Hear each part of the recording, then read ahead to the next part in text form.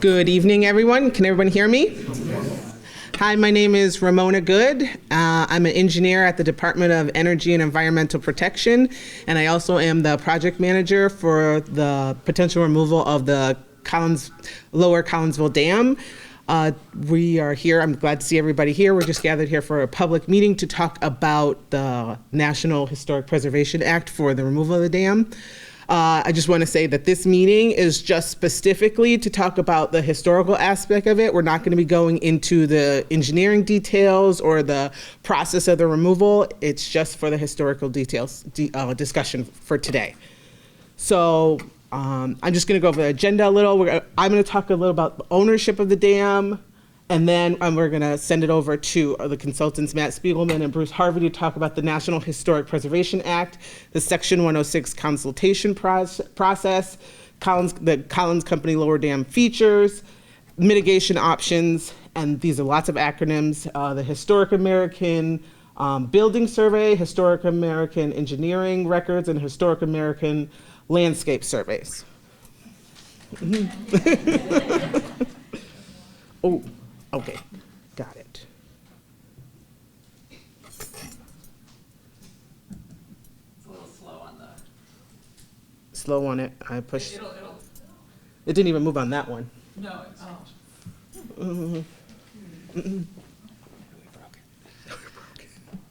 Oh, maybe I need to click. Okay, so I'm going to give a very tiny brief interview, and Matt and Bruce will do a lot more, just to say that the Lower Collinsville Dam was built from 1912 to 1914. The upper dam was built before that, and in 1965, that's when DEP became the owners of the Upper Collinsville Dam and Lower Collinsville Dam. So what does that mean when DEP is the owner?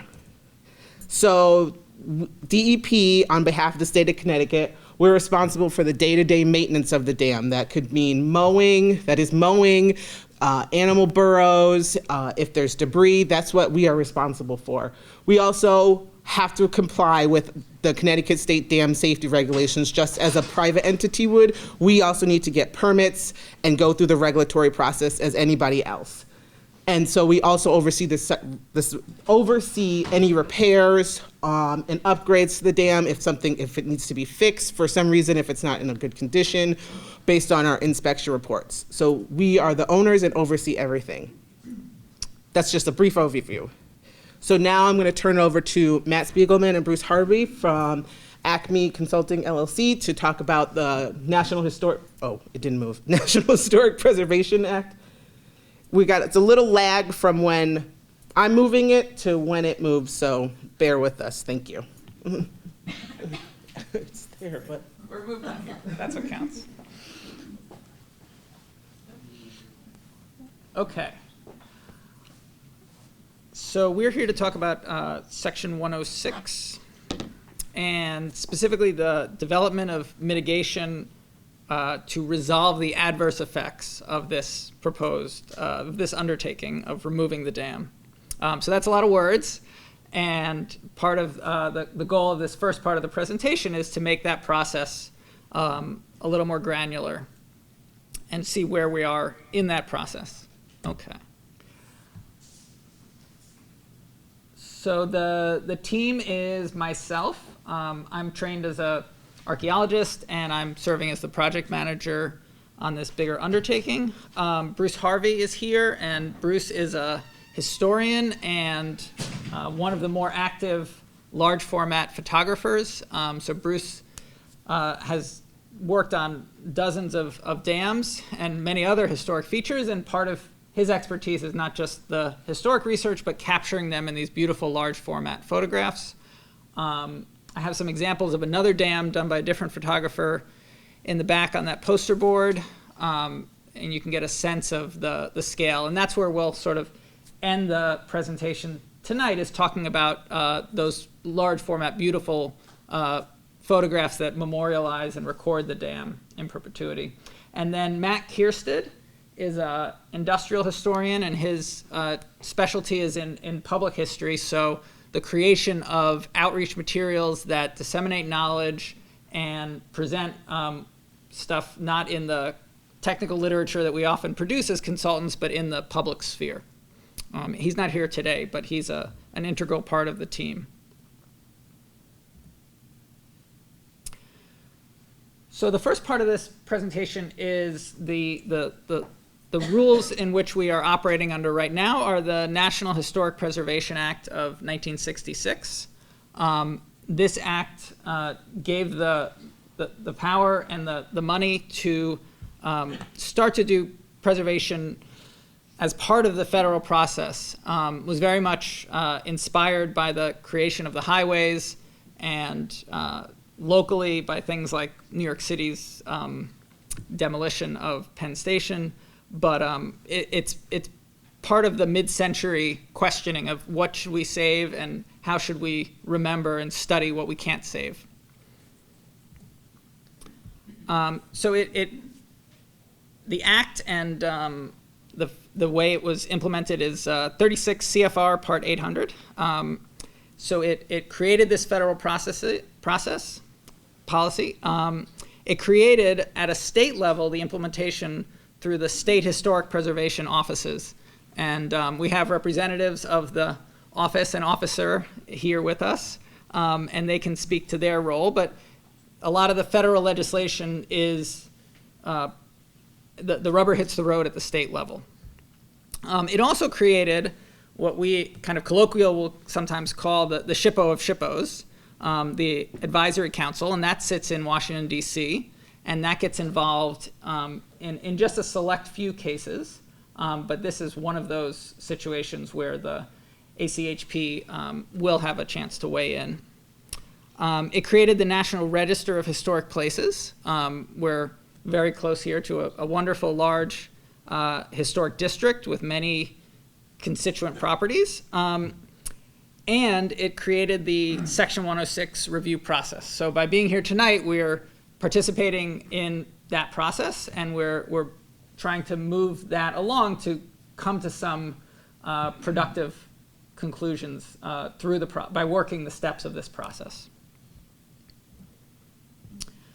So what is Section 106? The heart of it is that, as we're concerned with, that federal agencies shall take into account the effect of their undertakings on anything, whether that's a landscape, a building, a statue, a dam, which is included on the National Register of Historic Places or eligible for inclusion. So it doesn't actually have to be listed to fall under the National Register, the Section 106 process. So the process begins with initiation, and this was done by the letters were initially sent out several years ago by the subconsultant Princeton Hydro, and establishing what are we doing, what's the undertaking. We're proposing, in this case, to remove this dam, notifying the SHPO, and beginning the process of talking, and we're continuing that process here. So in response to that, in this letter dated 2022, the SHPO then responds and says, here are what we think are the historic properties, and here is their significance. So just because something is old doesn't mean it's significant. And some things that are very significant are not very old. So that's where the beginning of the process began. And this first letter really dealt with what we would often call above ground resources. In the case of a dam, it kind of extends above and below the ground. It's a mix of architecture and archaeology. But in this case specifically, the SHPO reiterated an earlier opinion and stated that the Lower Collinsville Dam is eligible for the National Register of Historic Places. So that's what gets this process rolling of trying to figure out how we proceed and then what we can do to mitigate any harms. So the second question is, what are the adverse effects? So by doing the proposed undertaking, and the SHPO was very clear that yes, removing this significant historic resource that is eligible is an adverse effect, and that's the language of the federal legislation. So that's where we stand for the dam and the things typically that you would think of as above ground, the architecture, the built environment. There's a second process that went through for the below ground, the archaeology, what we would traditionally think of as archaeology. This doesn't preclude the process we're going through now of discussion with the tribes, but it is one beginning of looking at the question of what's going on below the surface here. And in that case, the SHPO reviewed their knowledge of the river basin, their knowledge of the activities of building the dam, of the floods, of scouring in the river valley.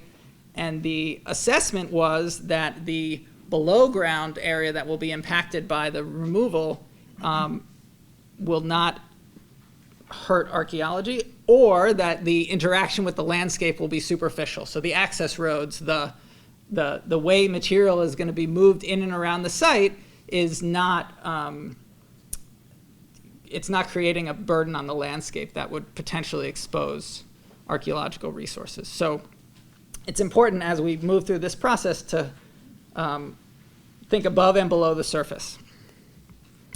So now that leaves us with what we're here to begin to talk about tonight, which is how do we resolve these adverse effects in the federal language. And the first step in resolving adverse effects is to develop mitigation. So that's some method of counteracting the effect of the negative effect of the adverse effect itself, of removing the dam. So we're going to go through, Bruce and I, some possible options that have been used successfully at other dam removals and other similar magnitude projects. And that begins the process of talking of what mitigation would be appreciated, meaningful, and provide the mitigation that will resolve the adverse effects. Then, once we're at the end of that talking, we'll memorialize that in a memorandum of agreement. And that gets everybody on the same page. Everyone understands what will be done, and then it's our job to implement that. But that's down the road from where we are tonight. So here's where we stand now. We're in the 36 CFR 800.6, subsection A, continued consultation. So this is a list of the parties that have received letters from the lead federal agency, which is NOAA, reaching out for comment. Tonight's meeting is reaching out for public comment, and we're continuing this process of talking. The goal, Section A4, is to involve the public and for the public to express their views on resolving adverse effects of the undertaking. So we're going to present some ideas that have been used in the past, but that by no means is a total universe of possible ideas for resolving these adverse effects. So we're really here to listen as much as to talk. So where does that lead us to? We will continue this consultation with the SHPO, with the tribal historic preservation offices, and we will come to that agreement that I mentioned and memorialize that. So our goal for tonight, though, is to discuss developing mitigation.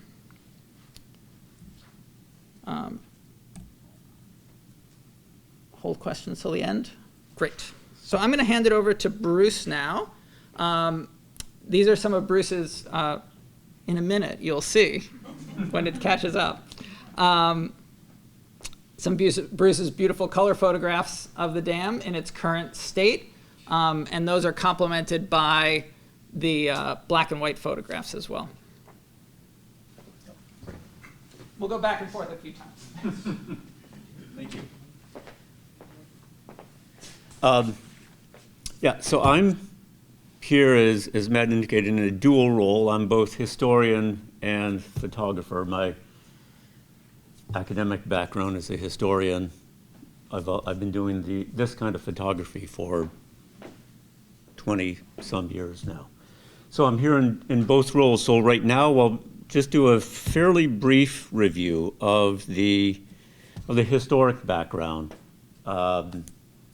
Brief in relative terms. I'm a historian. How brief I can be, I don't know, but I will work very hard.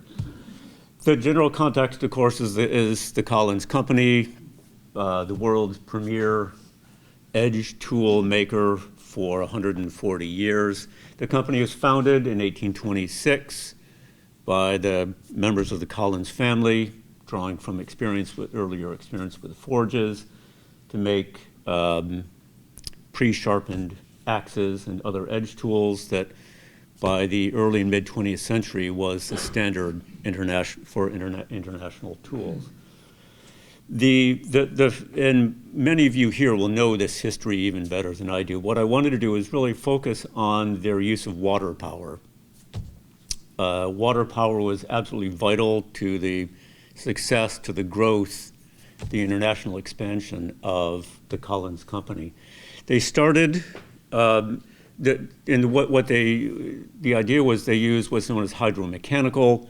They use flowing water as it descends to spin a water wheel, which then would spin through gearing, would move machinery to make for either forges, trip hammers, bellows. Initially, what the company used in the 1820s was just a little stone diversion wall that would force some water into a single hydromechanical unit. By the late 1820s, by the late 1830s, I mean, they built their first dam across the river, a stone dam, which was more effective and could shunt more water, which meant more power to power more gears and more equipment. What they soon developed is a really remarkable series of, from the one intake at the dam, a series of canals that would power multiple machinery in different buildings, and then they would all sort of work their way back down to go back into the river. So the current dam that's there now replaced the original one. The current dam was built in 1867, and good heavens, what's that, 160 some years? That is really remarkable that it has stayed that long. So at the same time as they were building their new dam, their current dam, just a couple of years before, the Collins Company joined with a couple of other companies to develop the Otis Reservoir up in Massachusetts, which was one way that they could try to assure themselves of a steady flow of water. Sometimes the Farmington River can be a bit flashy. It can rise and fall fairly easily. What a manufacturing company needs is steady water. They need steady power. And since they relied only on water power at the time, they needed that steady flow. The Otis Reservoir was their first attempt to assure themselves of a steady flow. The company grew with more output, more manufacturing capacity. They needed more and greater amounts of power, which meant more water power at first. By the early 20th century, they started to implement some very small-scale hydroelectric generating units, but more they started relying on steam engines, coal-fired steam power to supplement the water power they had in case the water went low. If there were a number of dry years in the early 20th century, even with the Otis Reservoir, their water supplies ran low. They would have to supplement the power they needed to keep producing axes with steam. So as early as, well, before 1907, the company began investigating the possibility of a second dam downstream of the plant to help assure themselves of a better power supply. And the idea was, by that time, in the early 20th century, hydroelectric power was becoming more the thing. It was becoming more available. The technology was developing. The idea was they would develop a hydroelectric facility downstream to supplement the work at the manufacturing plant upstream. That's where the lower dam comes into play. So they were beginning some initial plans, 1905, 1906. They agreed to go ahead with it by roughly 1910. They began their engineering work, their design work. They acquired the property by about 1910 along the river. They did the formal surveys, 1911, and then construction on the lower dam with its hydroelectric generating facilities began in August of 2012. Largely complete by late 1913. I think maybe they finished the powerhouse installation maybe in early 2014. I'm not sure yet. This is still in progress. So that's how we got to having a lower dam. And it had, oh, eventually, we can show the relationship here. Eventually. Wow, that is slow, isn't it? It's thinking. So the lower dam had, oh, here we go. You can see the relationship. The red line shows the entire Collinsville National Register Historic District. With, you obviously know where the dam, of course, right there in the center, the upper dam, and then the manufacturing capacity in there. The lower dam, it's roughly a mile downstream. And the idea was that there were several purposes to have the lower dam. One was they could build it for hydroelectric power. And the idea, they would run they had lines that then ran from the generating station back up to the plant. And it would help them to reduce the need for coal-fired steam plants. Coal is expensive, and you have the one-time cost of the plant, of the hydroelectric plant. You can supplement less expensively. In times of high water, the company could make use of the same water twice. So they could double dip, they could generate power. They had a hydroelectric plant at the upper dam by 1935, I think. So that they could double dip. They could use the same water generating power twice. In times of lower water, they would let the water flow through the upper dam, pond at the lower dam where they could generate hydroelectricity. So it had sort of a three-pronged purpose. It was really really quite an ingenious design, especially that early in the history of hydroelectric power in America. This is really very early. So just to run through the facility itself, it really, the lower, we talk about the lower dam, but it really is a complete system there at the lower dam. And the dam is one part of it. The dam across the river, there's a sluiceway at the west side, that lower side, the gatehouse at the upper side, the power canal that runs along the east bank, feeding water down to the powerhouse. The reason you run the water down this power canal, it's not a very steep river, so by moving the powerhouse about 650 feet, I think, downstream, they gained another couple of feet of elevation gain, so another couple of feet of head. The amount of electricity you can generate, very simple ways, which is all I can talk about it, a combination of volume of water and the head, or the difference between the pond elevation and your tail race elevation. So the greater distance you can have the water fall, the more power it can generate. So since it's a pretty flat river, move it downstream. I think it was a 2 or 3 feet effective head difference by moving it downstream, which makes a significant difference. So just to see these parts, we'll talk about the individual parts in just a moment, but this, here we go. This is a little schematic that maybe shows it a little bit clearer. The dam, here the water pounds up behind the dam. The river is flowing this way. There are sluice gates here at one end, and there are 3 4-foot square gates. If they need to draw the impoundment down, it's a way to flush some water out of the impoundment. The gatehouse here is what can allow or disallow water into the power canal. Leads down to the powerhouse with another little option for another little sluice, uncontrolled sluice, that if the water gets too high in the power canal, the water can shunt out without damaging the, the powerhouse and the electrical equipment in it.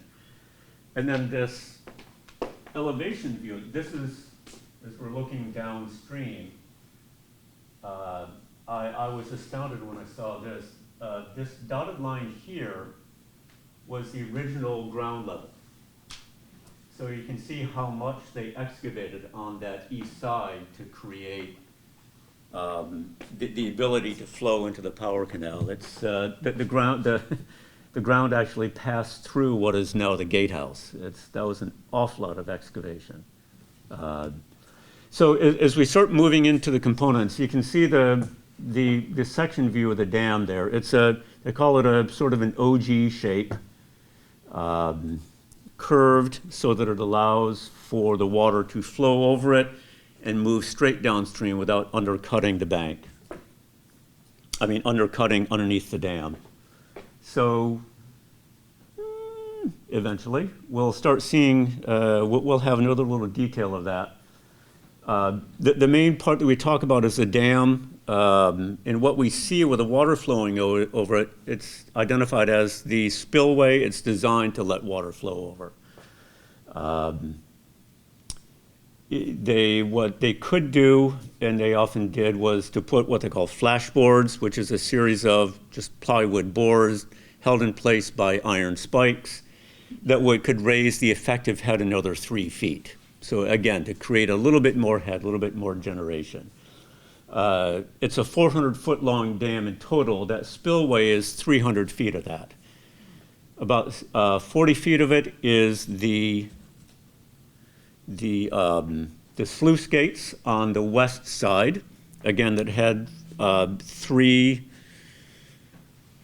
4-foot square outlets.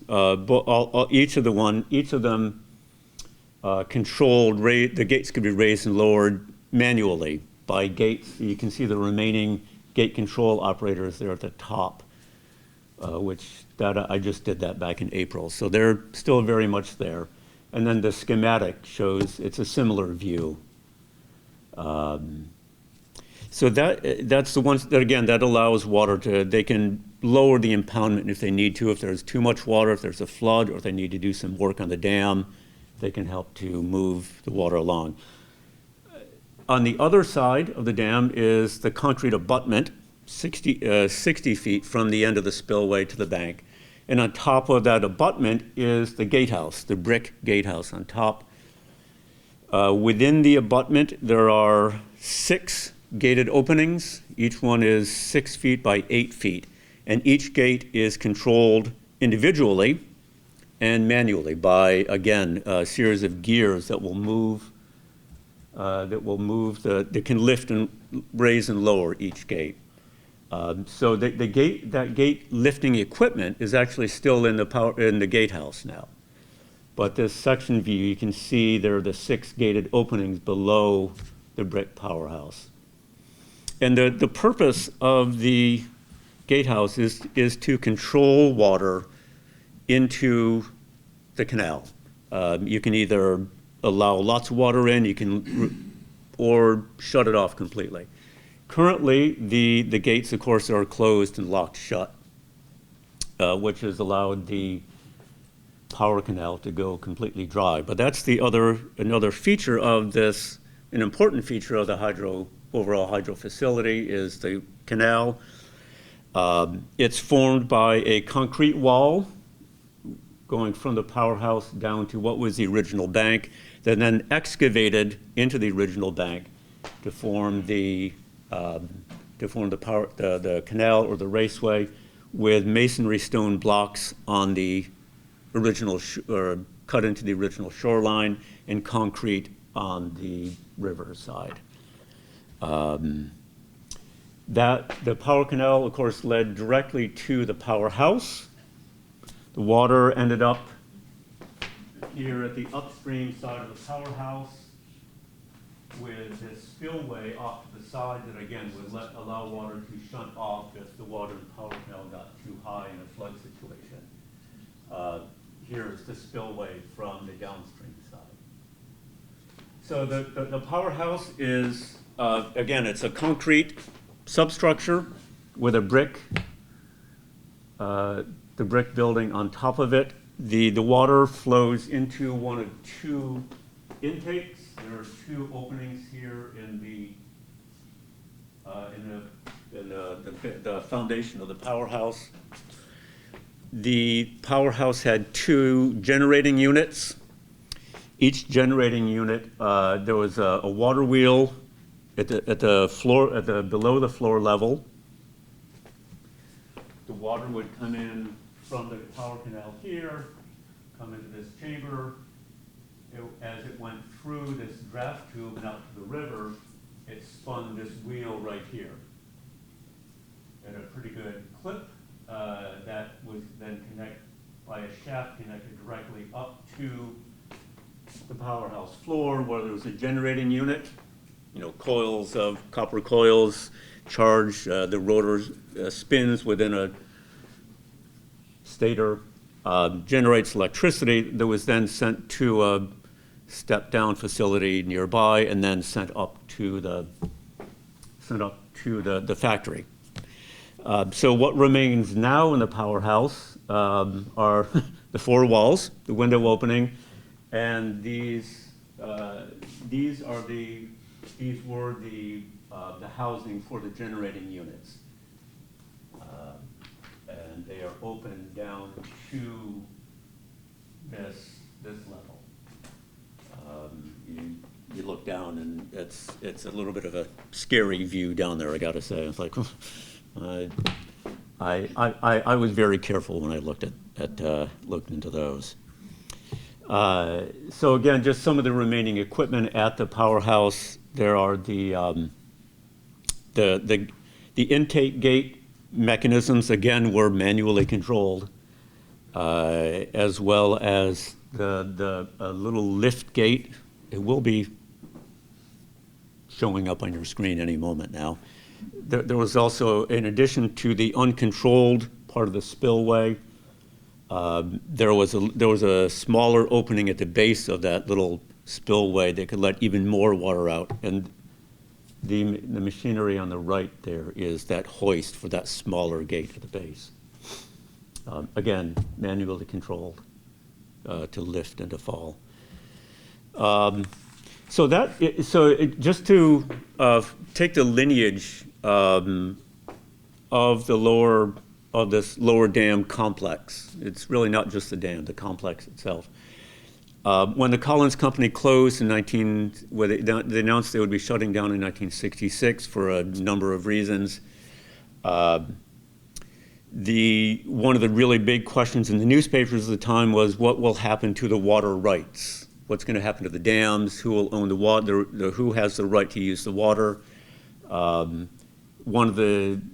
When the Collins Company was founded in 1826, their first move was to buy an existing sawmill and grist mill, which owned the water rights.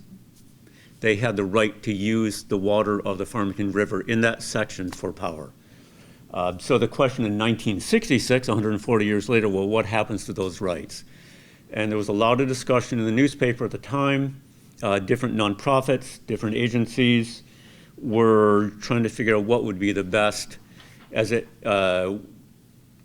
early 1967, the Hartford Electric Company, which had been buying and selling power to the Collins Company since the lower dam was built, really.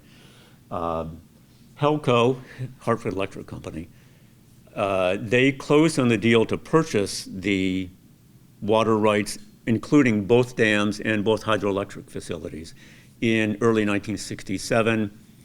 They, as a part of that, agreeing to that deal, they realized that the lower dam, well, neither dam, but especially the lower dam, what I'm focused on, they didn't feel that it was feasible to repower it. They thought it would need too much of their time, too much time and energy and money to repower. So they conveyed the water rights and all the equipment in the dam, the powerhouse, the raceway, the gatehouse, to the state of Connecticut. And that was accomplished by sometime in the spring of 1967. Again, it's a work in progress. I don't have dates yet. Helco reserved some land for their own. They reserved a transmission line route. I think they kept about 34 acres of land near the lower, but they conveyed everything else. And they, at that time, removed the generating equipment, the electrical generating equipment and the control equipment. They didn't, as far as we can tell, they didn't remove the water wheels, the runners. We think they may still be in the wheel pits. I'm not going down there to look, that's for sure. So that's how we. So that's sort of the lineage, the genealogy is how we're now involved in this. There were multiple attempts beginning in the mid-late 1970s in the wake of the energy crisis of 73, 74. Say, well, can we repower, will it be economically feasible to repower them? There were feasibility studies starting in 78, 1979 that continued through. A license was granted from the Federal Energy Regulatory Commission for the lower powerhouse, actually two different ones.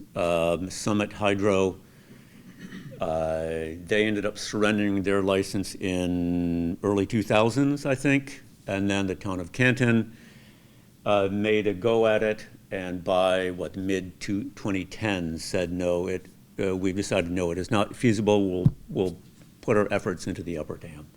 So that's the genealogy of how we are, where we are now. I'm going to hand it back to Matt to talk about the variety of possible mitigation options. Then I will return to talk about one of the ones that is often included, which I find awfully fun. So, Matt, take it away. Thank you, Bruce. Okay. So this is a section of just some examples of similar projects and things that have gone through communities that have gone through a similar process of developing mitigation. So some of the examples I'll go through are interpretive signage, the relocation and interpretation of mechanical components, popular reports, which are can be distributed digitally or in print, more scholarly reports through the Society for Industrial Archaeology newsletter. And then lastly, Bruce will return to talk about the Historic American Engineering Record. So interpretive signage is very common and is a way to retain a memory of the dam and interpret the bigger arc of the environment of the landscape in the landscape itself. So this signage can be installed within the landscape that the undertaking is taking place. In this case, this sign is specifically about a similar dam removal, and then you can see it in place looking out over the river, the restored river valley. Interpretive signage allows for really telling a bigger story than just the engineering, which many of us enjoy, but it can tell the full story of the river valley, and it can be crafted and then implemented in consultation with the tribal historic preservation officers, with the community. So it's a way to preserve and present in a public setting the larger context of the dam itself and then the records of the dam. Here are some other examples. Again, in an industrial landscape, preserving things that are no longer there. In a minute. It has to go through the Wi-Fi. And I just want to stress that I have a few of these examples also on one of the poster boards by the door. These signage, I know you have a series of signs up in the historic district itself. They really provide a great way to convey a lot of information through text, through visuals. We can commission the graphics that are coming out of other aspects of the preservation process. They're very, very rich. It's a lot of information in a small area that provides a number of angles into learning about the landscape. The next example, which Bruce alluded to, these are salvaged and preserved mechanical components of two very different eras here, but that a water wheel and I believe those are pulp mill, so mashing stones, but a way to take a piece of the industrial heritage and bring it forward and then present it often with interpretive panels. Here's another water wheel on the left, and then a similar gate mechanism on the right.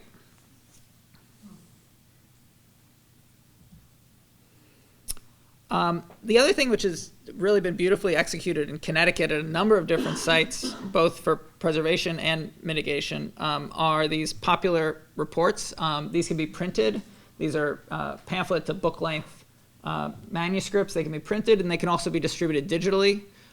They would need a home to an institution to take responsibility for that distribution. But this is something that is another way to present some of what we are learning and will learn about the dam and the landscape. As I alluded to, the Society for Industrial Archaeology is a very active membership. I am, yeah. They have yearly conferences and local chapters, and you can get the newsletter delivered to your mailbox. I believe it's quarterly. And again, it's a way to take. We often produce, volumes of research and beautiful drawings and beautiful photographs, and it's a way to disseminate those and give them a little life beyond the gray literature of reports and the federal regulatory process. And then lastly, Bruce will give us a few examples of the history of the really deep history of the Historic American Building Survey and others. And then similarly, there are some photos, a little more than full size, but they're really gorgeous, of a dam out west that was similarly recorded by the door. And then there are, on the table back there, some full-size printouts of the type of drawings that are often produced as part of this recording process. I'm back. HABs, Hair and Hells, we live in a world of acronyms, I'm afraid. I'm sorry about that. As I mentioned, my main business, I'm a historian. That's my training and academic training and all that. And I'm a historian not so much because I'm a history buff. I don't remember things very well. But because I see the world in terms of continuity through time. I just have since I was a kid. And one of the things that I realized that drew me to this kind of a world was that preservation of memories. These memories, they get embedded in landscapes, they're embedded in buildings, but when those go away, finding other ways of retaining these memories. And the HABs, Hair and Hells program is just a phenomenal, just an amazing resource for that kind of process of preserving memories on a nationwide basis. So there, as you can tell, there are the three components: the Historic American Building Survey, Historic American Engineering Record, and then the Historic American Landscape Survey.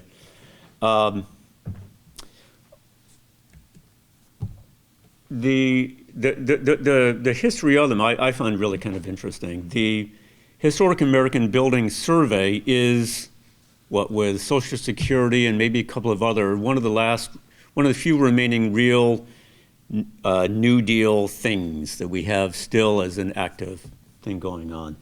The Historic American Building Survey was created in 1933 funded by the Works Progress Administration and administered by the National Park Service as a way to put out-of-work architects to work. They lined up architects, sent them out to the really big, important, grand houses to do measured drawings. Think Mount Vernon, Monticello, that kind of a scale. It was a combination of early historic preservation efforts when a number of historians, other active members of the community realized that in this onward rush of progress, we were losing some of the tangible reminders of the nation's history. So the measured drawings were a way to record them before they went away. It was a way also to put some architects to work, a little bit of work relief for the white-collar class. Within a couple of years, the Park Service under Charles Peterson, he began bringing historians and photographers in to supplement the work of what the architects were doing. Take some field photographs, write up a little bit as a little companion to the drawings. And that really is where it stayed until about World War II. It sort of petered out a bit pretty well. During the war, there were obviously other priorities. Later in the 1940s, early 50s, with highway construction, expansion of cities, expansion of suburbs, building onto open lands, there was an awareness again that, oh, good heavenly days, we're destroying, what are we losing in the March of Progress? So HABS was reinvigorated, and it was a more even approach among the three different disciplines, the photographers, the historians, and the architects. And it soon became as much focused on the photography and the history by sort of mid-late 1950s. And as they say here, the complete resume of the builder's art, the focus pretty quickly expanded to other huge, big, important houses to do buildings of other types that weren't necessarily on the national scale, but still important to communities and to states. As the whole social history movement came around in the 1960s, and awareness of the importance of workers, of labor, manufacturing, a broader perspective on American history, the Park Service decided to create a new thing called the Historic American Engineering Record. They realized that a lot of these manufacturing facilities, power generating facilities, they were being either altered or removed as new facilities went. So they created the Historic American Engineering Record, and they used the Troy Cohoes area of New York State, where the Mohawk River comes into the Hudson River, which was a huge early manufacturing complex. It's just enormous. That was their real test case. They published a book about it. And that was their pilot case. And that expanded, again, pretty quickly through the 1970s, and it is still going on. By the 1980s, there was more an awareness of historic design landscapes. So by the 1990s, the Park Service, never the fastest in the world, responded with a Historic American Landscape Survey, which was formally implemented, I think, in 2000, if I remember right. I don't remember my notes, I'm sorry. So those three now, HABS, HARE, and HALS, or 3H, however you want to refer it, it just creates these records, and we'll have a little quote here from a HABS bulletin from very early on, covering all types, to a complete picture of the culture of the time as reflected in the building of the period may be put on record. And it's just it's a wonderful sentiment in that it helps to create this public memory, this source for a public memory. The way that HABS always had worked through the 50s, 60s, 70s was they had their own photographers, historians, and architects on staff. I had the great opportunity to meet one of the Habs photographers who started in the late 1950s. I got to meet him. It was so exciting. Most of what is done in the name of Habs, Hair, and Hels these days is done as compliance, as mitigation for these kind of review activities. So it's done by people not in the Park Service. The Park Service still does have, actually now they have 2 photographers on staff, and they have a small historian staff. But most of what is done as Habs and Hair projects are done by people like me and my colleagues. There are a number of us out scurrying around the nation doing this kind of work. So what the Park Service does now mostly is they maintain the standards. They're the final arbiter of does this recording project meet Habs, Hair, and Hel standards? If not, go back, redo it, refine this, do this. They establish the standards and they oversee their acceptance. They also, here, they actually publish these standards.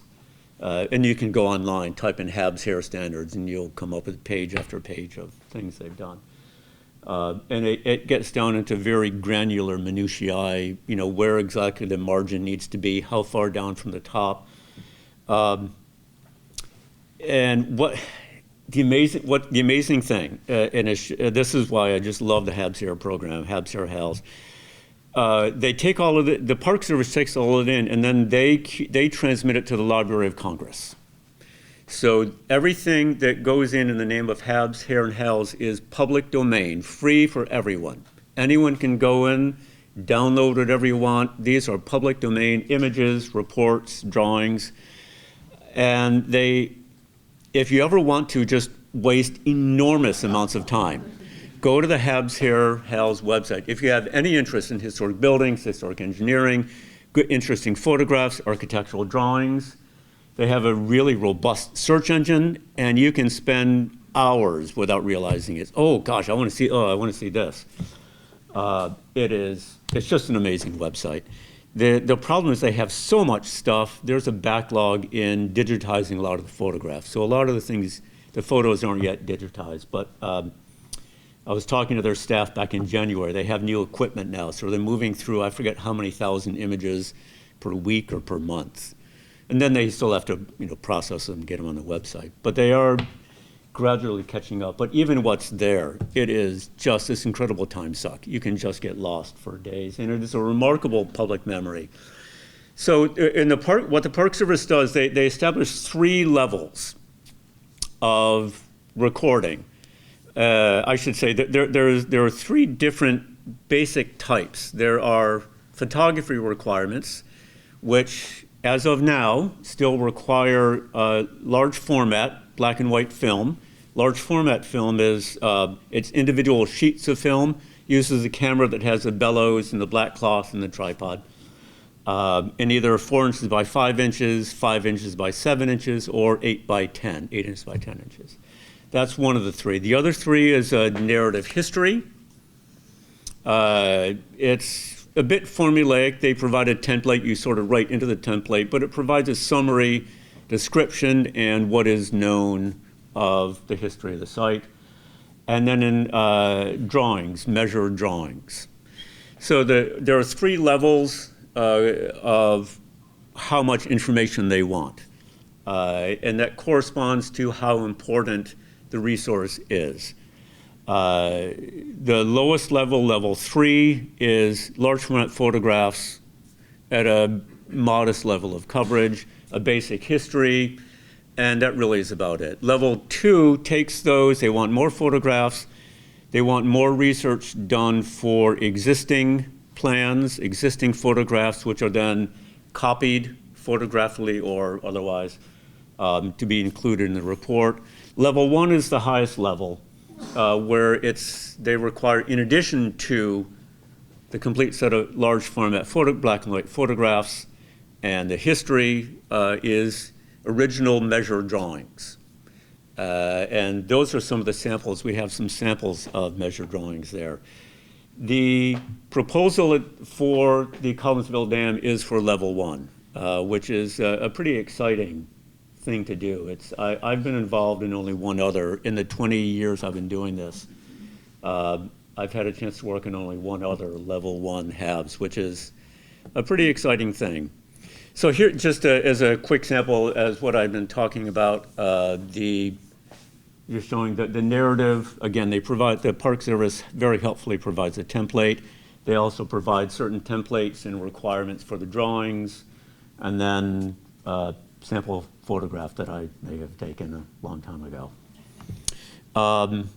So the narrative, again, they provide a template. It provides a really good summary of what is significant about the project, why this project is being done in the first place, what drove it. There's a historical section that it is usually synthetic. It often doesn't require a lot of original research. It's mostly, this is what we know. It's a good summary history. I mean, sometimes some of us get carried away and we write longer ones. But at least the idea is at least to cover the basic present enough history to show why this place is significant, as well as a really thorough description of all the components of it, why it works. And with HARE especially, the goal of HARE is to show not just its historical significance, but how it worked. A big part of HARE is how did this machinery work? How did it operate?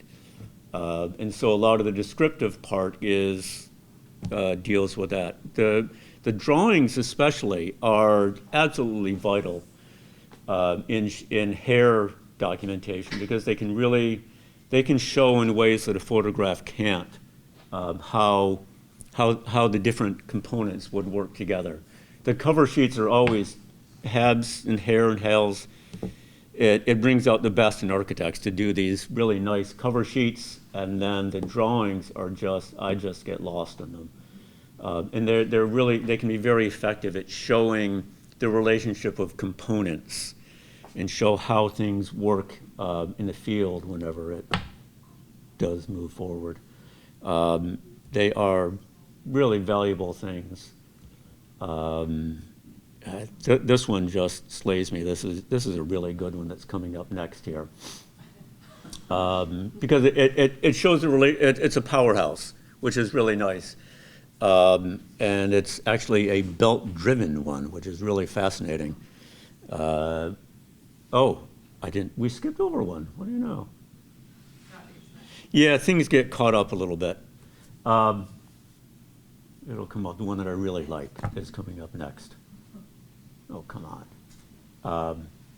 There we go. I just think this is a fascinating one. You know, it's a cross-section with a cutout. You really get a feel for the relationship of parts and how parts work together. And that really is the idea of HARE. Whoops. And then the third component, of course, are the large format black and white photographs. There are several reasons that the Park Service requires large format black and white photographs. The large format, the size of it, the amount of detail can be pretty staggering. Even a 4x5 negative scanned at not even the highest level, I get about a half a gigabyte file. I mean, you can get a lot of information as long as they're reasonably well done. The kind of camera that you use for these also allows for perspective control. So you can make sure that all your verticals and horizontals are true and accurate. Because the idea is, this is the last image of this resource ever before it goes away. So you want something that is as accurate as possible. So this is one that I did back in 2007. It was transmitted to HABs in 2008.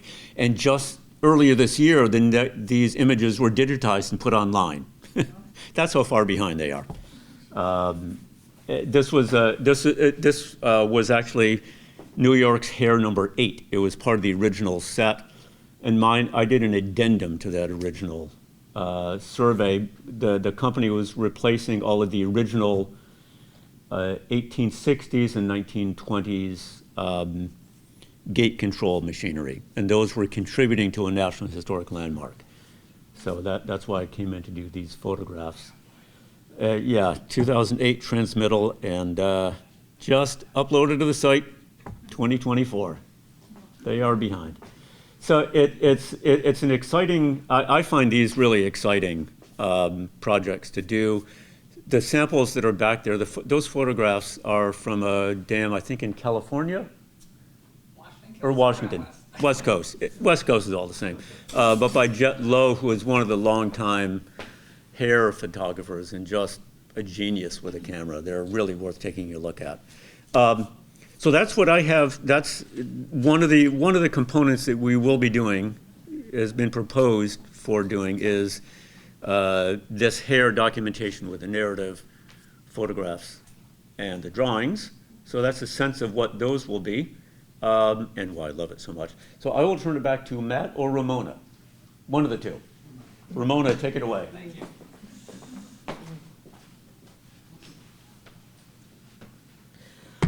Thank you, everybody. I just want to also say, I think maybe Matt brought it up, but we have representatives from SHPO here and from NOAA here as well. Just quick, I just want to make a quick, we have to be out of here by 8:15. That's very hard stop. So just want to get that out there. And this is my contact information, and you would contact me, and there's also Charlie Brown. So if you want to have any questions or comments, please email both of us, and we can get back to you. So are there any questions? Oh, sorry, I saw you in the black shirt. Yep. Will there be a session to discuss why you want to take this dam down? I'm just going to repeat that for everybody. Is there a section about why we want to take this dam down? That would be for a different meeting. This is not what we're here to talk about. I know. I didn't hear you, sorry? When would that be? We have not scheduled that. We had a public meeting last year, but we are still going to have more to talk about the engineering and that about the dam. Hi, I'm your invitation letter to attend from my organization. What organization is that? I'm representing the Avon Historical Society. I have been staring around to see if there are any other board members, and it looks like I'm it. No. So I'm the historian, historical interest from the Avon side. So I have your request here, and and this is a question about what the process is. This section 106 consultation is seeking comments and inputs from members of the public who have an interest in historic properties. Is that to happen tonight? Can our society send you because I'm here to gather information, send you material after the meeting? As Yes. our official comment? Yes. Okay. And yeah, you can send Is it. there a deadline by any chance? No. Not that I know, but I'll leave that maybe to Noah. Pardon that, sorry. It's always good to say 30 days. 30 days. You think these people are going to get together in 30 days and make a decision? You heard? Never mind. I'm not going to talk about how long they talk. We're going to go. We did have a comment on Zoom, and the comment is, can you please comment as to what coverage the fish ladder and associated biological, ecological resource impacts might have in the hair house and have? I'm not really sure about this question because there's no fish ladder being proposed. So, I mean, if the person who made that comment wants some clarification, because I'm not really sure what they're asking. Yep, go ahead. Well, I appreciate the fact you're going to such good care to record what's actually there, but I agree with the first question, which is why, I'd like to hear why the dam is being removed in the first place, and I guess also related to that is an approximate range of how much it's going to cost the taxpayers. So I know that's not your job, but if you could guide us towards whatever source addresses those questions, I'd appreciate it. Sure. So just quickly, why we're removing the dam? Well, first of all, the dam was built for hydropower, and that is not the use. That's not the function for anymore. And it is it's a fish passage barrier for the fish. And as we know, the upper dam has built the very, I assume, $1 million fish ladder. This dam makes that essential ladder inoperable. So in order to continue fish passage up the Farmington River, this is one of the biggest barriers we have. As for price, things are still moving around. We don't have a definite price. Inflation's going up, so I can't really give you an estimate. Not even a range? If the fish haven't been able to get up there since the dam was built, why do they need to get there now? That I can't answer. I am not the fish biologist, but also I just want to bring it back to that's for a different type of meeting. Right now, it's just kind of the historical aspect of it. Wait, I saw you in the corner in the back. Yeah. Oh, sorry. Will all of the buildings be removed with your current proposal? Yes, they will. Mhm. I think you. Yep. Mhm. The gentleman kept mentioning that this fair project is proposed. When would this be approved? Is that based on whether the dam's going to be actually removed, or what are we waiting for it to start happening? Go ahead, Matt.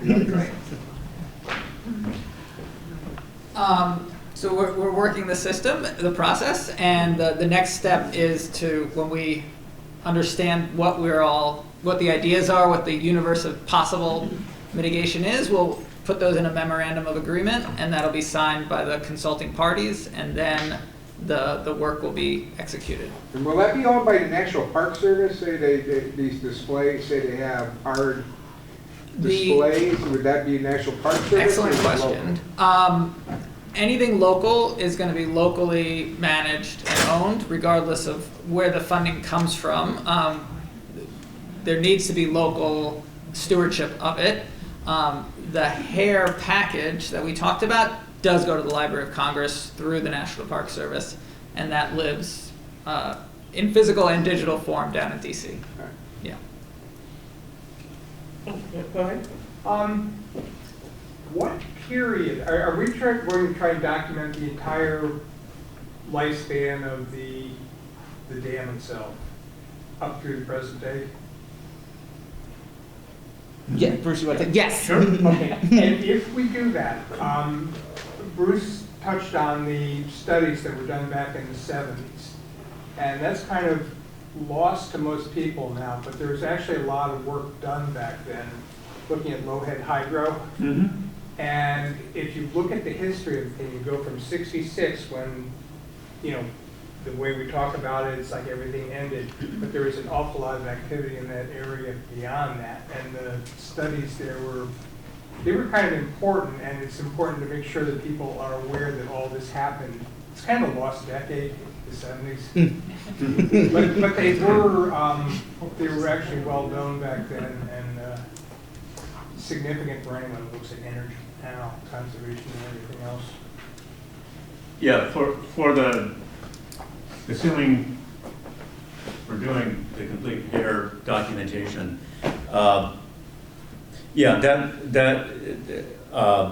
that's what I tried with limited effectiveness. Provide some of the lineage from the ceasing of operations to the present. So I think that's a really important story through the 70s and 80s of the attempts that were made, what was the condition of the dam at different times. I know there were this 78 and 79 studies by the Corps of Engineers and someone else, I can't remember. Then there were attempts to license in the 80s. There was an environmental analysis or environmental impact statement done in the late 90s, I think. So there have been a number of studies where there are documents of what the condition of the dam was during those times. And so for me, that's a really important part of the story. There's from 1913 to 1966, it operated. It operated as it was supposed to. A lot of the changes, and there are a number of them, and to me, that is as interesting a story as anything, is what attempts were made. It gets into the economics of things.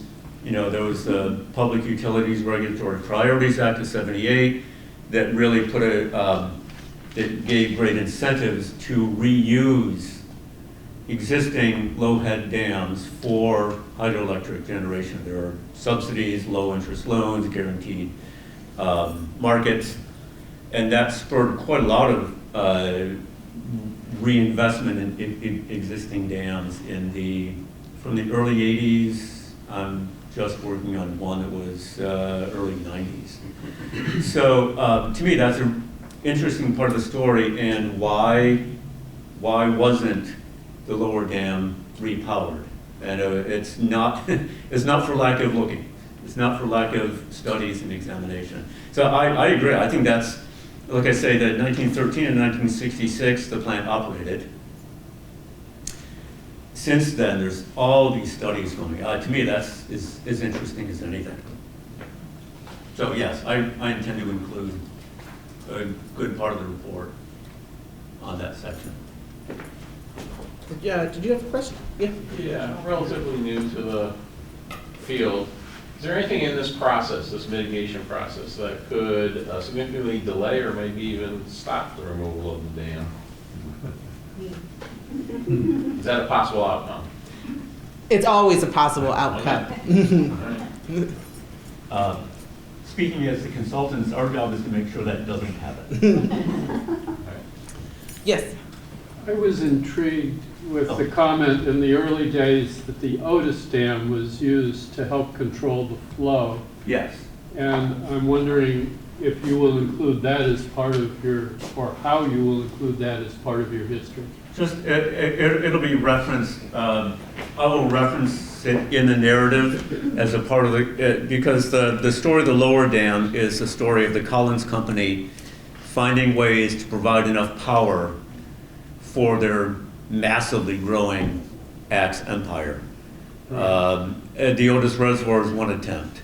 Their successive dams and their development of power canals through the manufacturing complex is another one. The lower dams are part of it. So it's all part of the same story. I'm not focused on the Otis Dam, so it will be, I don't know, a paragraph or so. It'll be referenced. It'll be included as part of the story, but it's not a focal point. Will you take a picture? No. If there are some existing ones that I can find, yes, but no. Recording that is pretty far outside the scope of what I'm doing. I'd love to. If someone wants to come up with some money for me to do that, I would love to, but not for this project. For this project, it will be included in the narrative. I should say we have a comment on the Zoom from Dan Barron, who says, shout out to Ramona and the State Dams Dam Safety Section for a great job on keeping this complex removal project moving forward. Thank you, Dan. Yes, go ahead. If I could, follow these questions with a comment. First, let me stand up, because I'm going to talk to this fellow. First, we're extremely proud of the work that's been done in Collinsville. It's a wonderful asset to the valley, and I can't be proud. It turns out I was in, name drop here, Senator Murphy's office in Washington, and he's got an entire wall with the Collinsville plant and a little bit of the dam. And on the left, as you look at it, is the signed law from President Obama that allowed for that. Kathy Taylor's Kathy here? Oh, yeah. Hi, Kathy. Kathy wrote up a description that they have. That's not in order. Yes. So yeah, so we really want this to work. And as I said, I'm just representing the society, and I'll take recommendations back. I hope I can get a copy of that slide, as well as I'm sure get a copy of the image from Nutmeg. But three things. First, when you walked in, you went by some of our historical society signage. I hope you know, as archaeologists, about the incredible find in Indian life here from 12,500 years ago. And so we've been making up signs which we put around town. We're happy to help with any signage. And that's the second thing. The recommendation I'm going to make is, of the two mitigations, or of the many mitigations, the two at the top. The first is essential, especially on the Avon side, which is where the gatehouse is and the sloughs. We'd love to see signage there, and if you can get a water wheel out put it next to the signage. What an incredible thing that would be. And the second, that's, I'm up to 3 here, the third recommendation, third comment, and the second recommendation I'm going to make to this society is if you've been to the site, you know there's no parking. The entire length of Avon on New Road, which is an interesting name for a 200-year-old road, New Road, has no parking. It's too narrow to park along. You're going to be down there with heavy equipment, whether you are restoring the site to a safe place or you're going to remove it. Please leave us a parking lot. Please leave us a way to visit there. Otherwise, why preserve anything for us? So thank you very much, and looking forward to communicating more. Can you say the organization you're with again? Avon Historical Society. And what was your name? I'm sorry. Norman Sondheimer. Norm. And what role are you in the? I'm the person that got asked to attend. What do you mean? The president. Thank you for attending. Yes, thank you. Yes. Were there any alternatives proposed that didn't remove all the structures to minimize adverse effects? When we are going through the process, we looked at all different options, looking about the removal. But I don't know if you've seen the conditions of the building. They're not in very good shape. They're full of graffiti. So ultimately, I think that the best option is removing them. Will there be a separate meeting to discuss the impact on the environment there? Correct, yes. Yes, this meeting is just specifically for the Section 106, yes, but there will be other public meetings to talk about the removal, the engineering process, and effects, yes. Is this a done deal, or are we still? No, it is. Nothing is done. This is why we are here. We want public input. We want what everybody has to think. There'll be significant impact to the New Road residents, negatively, in my opinion. Yep. Questions. One, is there any connection between Thomas Edison and this dam? I'm just going to repeat it. You asked if there's any connection between Thomas Edison and this dam. Not that I've seen so far. The time period is about right. This was a very early example of, relatively early. It's the first generation of hydroelectric. But so far, no, there's been no reference to Thomas Edison. The engineering was all done by the Collins Company's engineers. They then subcontracted out to contractors for the construction work. They contracted a separate contractor for the electrical equipment. Alice Chalmers did the generating equipment, and then GE, I think, did some controls, but never specifically Edison. Be nice to, that would be fun. And the second question was, there's a Canton Historical Museum. I know it well. So how does that, what role, I'm not speaking for them, but do they have any role in preservation of artifacts or signage? Oh, do they ever? Oh my gosh. I've been associated, I know what's there now, but in terms of the things that you had talked about that would be possible in the future, I don't know. The museum may say we're not interested, we're full, we don't. I just mentioned I didn't hear any mention of it, so I'm just kind of. I know letters went out to all of the. I can't remember how. All three historical societies, historical societies, with explicit invitations. We would solicit eagerly participation. I guess my comment is it might be useful in particular with it. Well, okay. Yeah, that's what we're here. That's why we're here. My brief visits there yesterday afternoon and this afternoon. Their resources have already enriched the project. We would solicit eagerly input throughout the process. One more question on this package or this project that you're doing with the hair, with the photos and the drawings. Do you collect historical I'm imagine this historical surveying and drawings from when they first built the dam. Is that included in this package of materials? Or is that separate? No, well, between Canton Historical Society and then I think has most of the original drawings, which is an amazing thing. Often these things go away. Those will be reproduced to be included.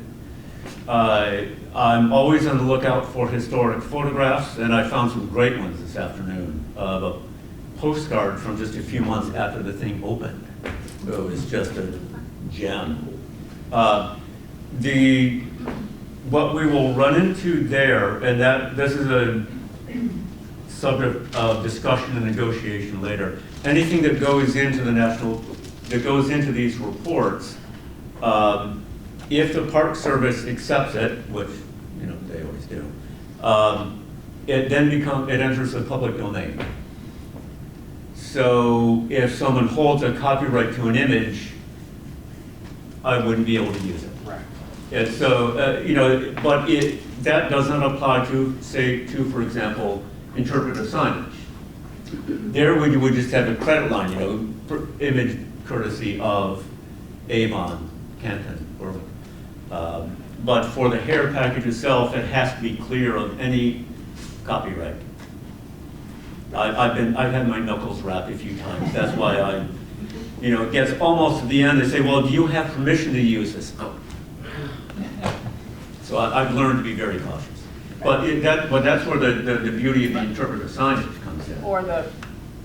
And that's where I think if you take a look at the measured drawings on the table there, the goal is to work beyond that and reproduce all that information. Yeah, it'd be nice to see, original photographs of the power station as opposed to the graffiti. Yes, exactly. Yeah. It was a beautiful little thing. Right. It was a really nice, tight, nicely designed landscape, really. I think she. Yeah, just following on from what the chap from Avon had said, I would certainly support the interpretive signage, but I think we could also do with it on the west side, the Burlington side. A lot of people use the rails to trails, and Yes. that would be an ideal place to put it. Right. Is there a timeline at all for this to start?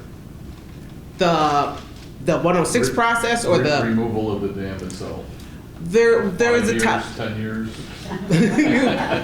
Well, there is a timeline. We're already off time, but it's moving along. So hopefully within a couple of years. But there's a process, and we still are trying to make sure that we get public input. So that's what we're trying to do. So there's no hard deadlines. Thank you. Is there a transcript from that first meeting? I attended it, but I don't remember all those. There's a YouTube video. It's on DEP's website, on our State Dams website. It's State Dams and Flood Control Systems website. So if you go on DEP's website, or just if you can Google CT Dams, you'll find it, and there's a link there. Okay, great, thank you. And also, if not, you could always email me, and I could send you a copy.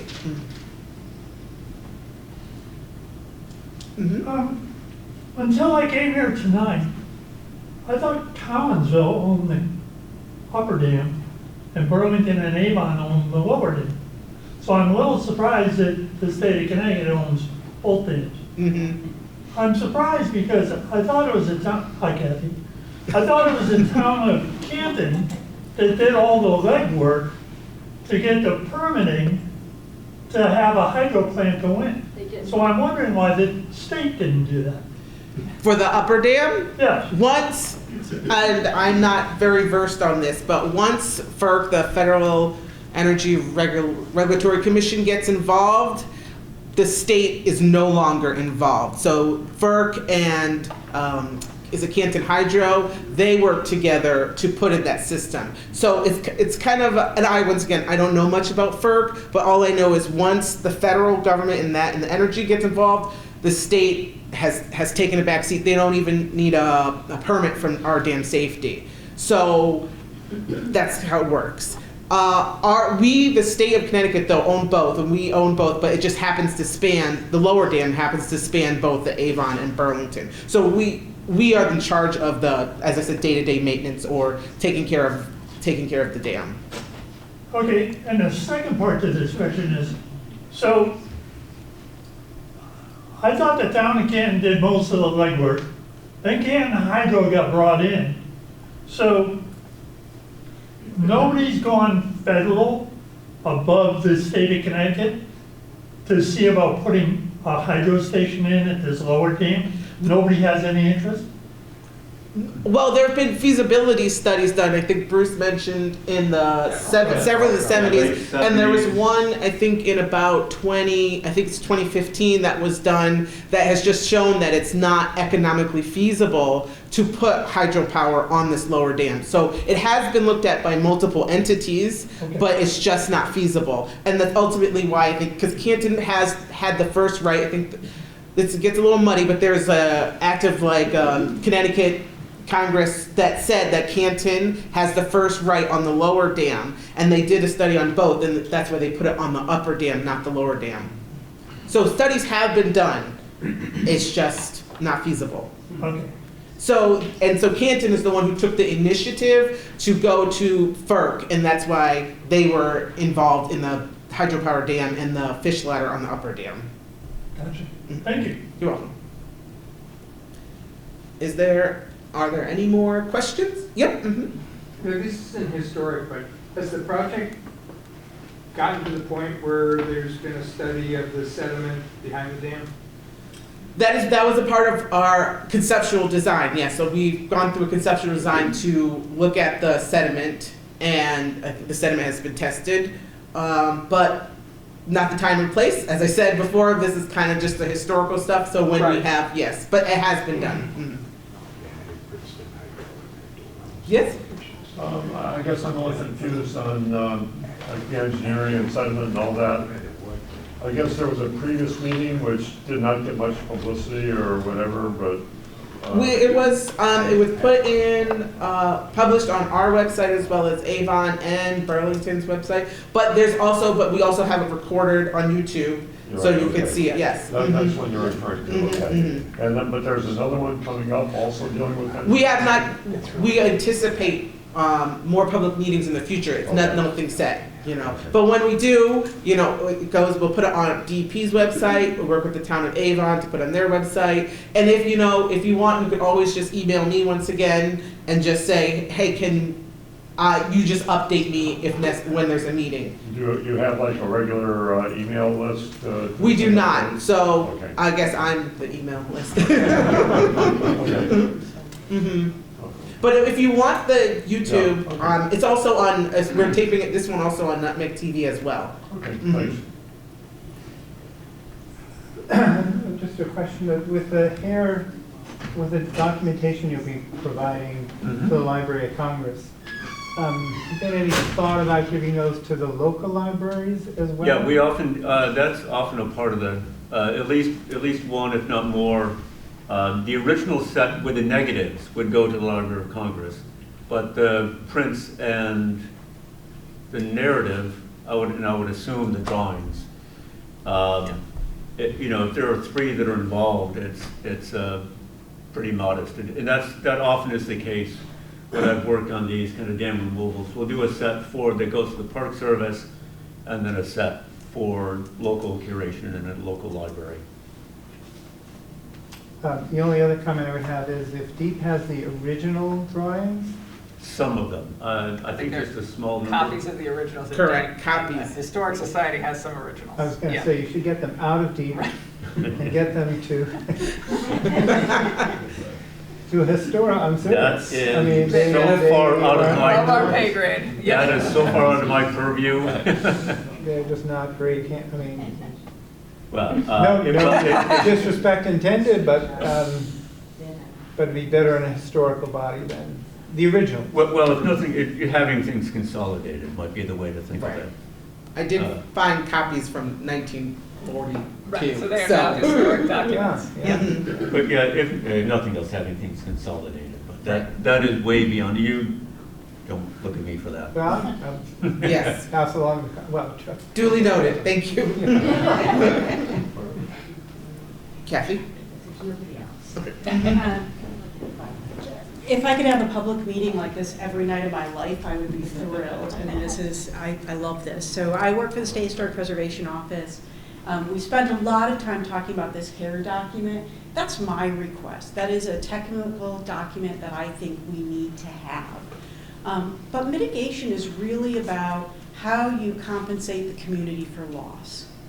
You have this fantastic historic feature, and it's HARE level 1 because I called the Park Service and I said, I have this amazing thing. It's not on the National Register. It was never recognized when the nomination was originally put together. I think it's a high level of significance, not locally, not at the state level, but at the national level. And we kind of bantered back and forth, and the Park Service said, you know what? We agree with you. We think this is a nationally significant feature that was missed as part of the original nomination, and we are requesting that you do a level 1 documentation.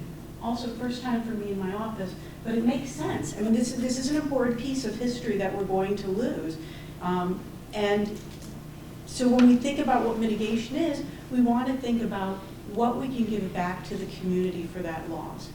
The HARE is great for me. It means something to all us historic preservationists who spend hours on the Library of Congress looking at pictures, but it also needs to be something for the community. And signage, booklets, all those things are really great. But we always like to think of something that's more creative. How do we capture that history? How do we capture that memory? Where does it get displayed? You know, how does it get displayed? So I always like to tell people, even when you leave here tonight, it may not immediately come to you when you're sitting in the audience, but when you go home and you start to think about how would I like to memorialize this place, and you think of something, you know, drop Ramona or Matt or myself or anybody a line about what your ideas are. I would rather, you know, this 106 process is a conversation, and during that conversation, I like to go to the table with the federal agency with throwing, you know, everything, including the kitchen sink at it, and let's see what sticks. So I'd rather have, you know, 100 ideas about what a good way to recognize this place is, or, you know, other preservation efforts maybe related to the Collinsville Axe Factory, or there's, you know, there's got to be other great things out there that we've lost something but we've preserved and saved something. And then the only other thing I'm going to, no disrespect to you, Ramona, but nobody likes to hear we're not keeping buildings because they have graffiti. So for the preservationist in the room, we did go through a discussion about trying to maintain as many historic components of the dam as possible. Could we keep a portion of the dam? Could we keep some of the buildings? The truth is the buildings, unfortunately, are on a side of the river that are inaccessible. So there would never be a way to put them into use or interpret them, and they just become a liability to DEEP. So our office, you know, did say, we understand where you're coming from on that. So that's it.